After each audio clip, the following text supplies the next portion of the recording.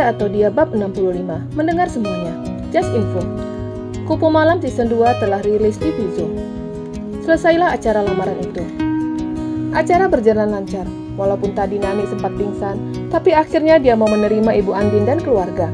Ibu Andin beserta rombongannya telah meninggalkan kampung itu. Dia memilih langsung pulang daripada harus bermalam di gubuk yang ditempati anaknya sementara waktu. Ibu Andin kasihan dengan anaknya yang memilih untuk tidur satu malam lagi di gubuk itu. Tapi dia tidak punya pilihan lain selain membiarkan apapun yang diinginkan anaknya. Sejak dulu Chef Robi selalu menolak menikah, semua karena ulahnya. Dan ketika dia mendengar dari Adlan jika anaknya menyukai seorang gadis kampung, dia langsung bergegas mencari tahu tentang Yayu. Dia menyelidiki Yayu dan juga Nani. Sampai rencana perjodohan itu juga atas rencananya. Menyebutkan anaknya cacat akan membuat dia bisa menilai Nani.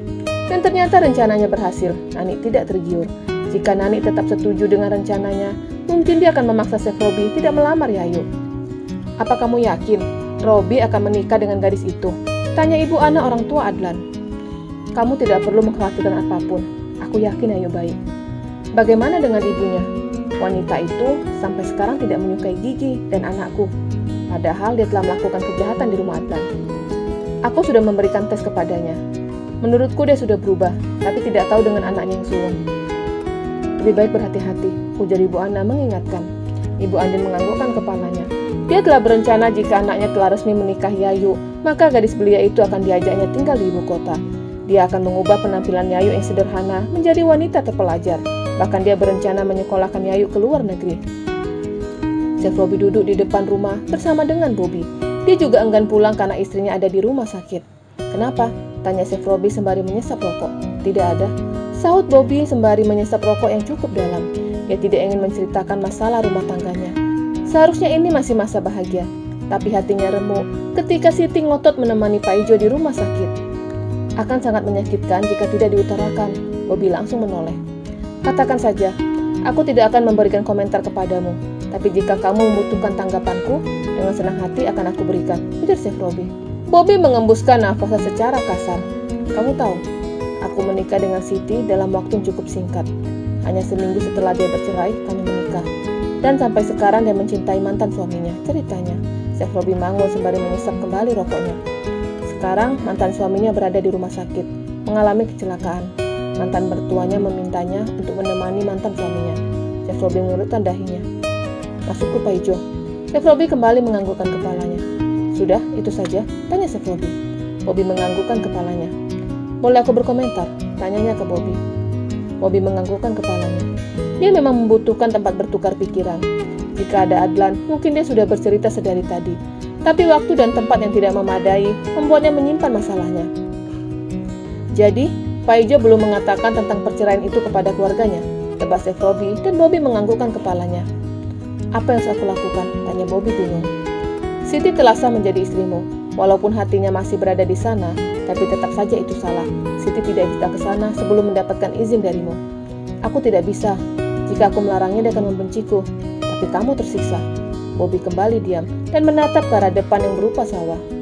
Susul dia, bawa pulang. Jika Siti berkeras, kamu bisa berbicara kepada Pak Ijo. Aku yakin Pak Ijo akan mengerti. Di rumah sakit, Siti duduk di pinggir tempat tidur sembari menatap Pak Ijo yang sedang tidur. Dia menatap wajah pria yang sangat dicintainya. Dan kala itu ponselnya berdering, tertera nama Bobby di layar ponselnya. Suara deringan itu membuat Pak Ijo bangun. Dan seketika itu, Siti langsung menolak panggilan dari Bobby. Bobby yang masih duduk bersama dengan Chef Robi mendengus kesal. Dia menolakku, kerutunya. Jemput istrimu. Bobby menganggukkan kepalanya. Dan dia segera masuk ke dalam mobil. Dalam perjalanan, dia menghubungi Bayu, menanyakan kamar Pak Ijo dirawat. Ada apa? Tanya Ibu Lulu ke anaknya. Mas Bobby tanya kamar perawatan Mas Pak Ijo. Duh, pasti akan terjadi sesuatu di sana. Kita ke sana sekarang, ajak ibunya. Siapa Siti? Tanya Pak Ijo. Bukan siapa-siapa, sahutnya bohong. Kamu sudah meminta izin kepada suamimu. Siti menganggukkan kepalanya. Yang kenyataannya ibu dan semua anggota keluarganya tidak mengizinkannya. Mas mau apa? Tanya Siti. Bisa ambilkan minum? Ujar Pak Ijo. Siti mengambilkan gelas dan sedotan, lalu menaikkan tempat tidur agar memudahkan Pak Ijo untuk minum. Dia membantu memegangi gelas sehingga posisi mereka cukup dekat. Pak Ijo menatap mantan istrinya yang cantik. Kamu semakin cantik Siti, ujar Pak Ijo. Siti tersenyum. Apakah itu pujian atau hanya gombalan dari Pak Ijo? Maafkan Mas. Sudahlah Mas, tidak ada yang perlu dimaafkan. Tidak Siti, Mas harus mengatakan kepadamu. Maaf, karena tidak bisa memberikanmu keturunan. Siti tersenyum. Masalah, jika Mas membicarakan ini kepadaku dari awal, pasti kita tidak akan bercerai. Tapi tenang saja, aku hanya butuh waktu sebulan. Pak Ijo mengerutkan dahinya bingung. Sebulan pernikahanku dengan Bobby. Aku akan memintanya menalakku. Dan ketika itu, kita bisa kembali lagi. Bobby yang berada di depan pintu mendengarkan pembicaraan itu. Hatinya benar-benar hancur. Siti memanfaatkannya agar bisa kembali dengan Pak Ijo. Pembicaraan itu bagaikan seperti sengatan listrik yang langsung menghujam jantungnya. Bobby menurunkan tangannya dari handle pintu dan segera berlalu. Pergi dengan hati yang hancur, dan ketika di lobi dia bertemu dengan Ibu Lulu dan Bayu. Mas Bobby, sapa Bayu. Bobby tidak menyahut. Pikirannya sedang kalut, sedih, kecewa, semua telah menjadi satu. Apa yang terjadi, Bobby? Tanya Ibu Lulu sembari mengikuti langkah Bobby keluar dari lobi. Bobby tetap diam. Bayu, kamu temani Bobby. Ibu akan ke sana.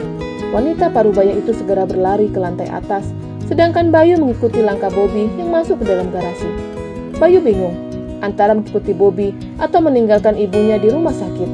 Siti, teriak ibunya, yang kala itu sedang berpegangan tangan dengan Pak Ijo. Siti dan Pak Ijo saling melepaskan. Ternyata ini yang dilihat Bobby, suruh ibunya marah. Bu, ujar Pak Ijo. Maaf Pak Ijo, ibu sangat menyayangimu, tapi tolong hargai Bobby. Siti telah menikah dengan Bobby. Tidak seharusnya kamu dan Siti berpegangan tangan, tegur Ibu Lulu. Maaf Bu, aku akui salah, aku hilaf. Aku masih mencintai Siti, jelasnya. Iya Pak Ijo, tapi Siti telah menikah. Dengan seperti ini, kamu dan Siti sama saja berselingkuh. Siti, sekarang kamu pulang, ajak ibunya. Bu, Mas Pak Ijo sakit, tolak Siti. Ibu akan menghubungi Ibu Jumi. Bu, jangan, larang Pak Ijo, yang khawatir Ibu Lulu mengatakan kepada ibunya tentang perceraiannya dengan Siti. Ibu mau harus tahu, beri aku waktu Bu. Ibu Lulu menganggukkan kepalanya. 1 minggu. Ibu rasa waktu itu sudah cukup. Dan maaf Pak Ijo, jangan bertemu dengan Siti. Wanita parubaya itu menarik tangan anaknya keluar dari ruangan itu. Sampai di tempat parkir, Siti mengempaskan tangan ibunya. Cukup Bu, serunya. Pulang, teriak ibunya. Aku akan pulang sendiri. Aku sudah besar Bu. Iya, kamu sudah besar. Tapi pikiranmu seperti anak kecil. Apa kamu tidak berpikir tentang Bobby? Dia baru saja pulang. Pasti dia melihatmu bermesraan dengan Pak Ijo. Bayu, bawa mbakmu pulang, suruh Ibu Lulu.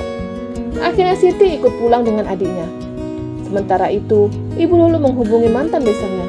Assalamualaikum Bu. Waalaikumsalam. Ada apa Bu? Tanya Ibu Jumi.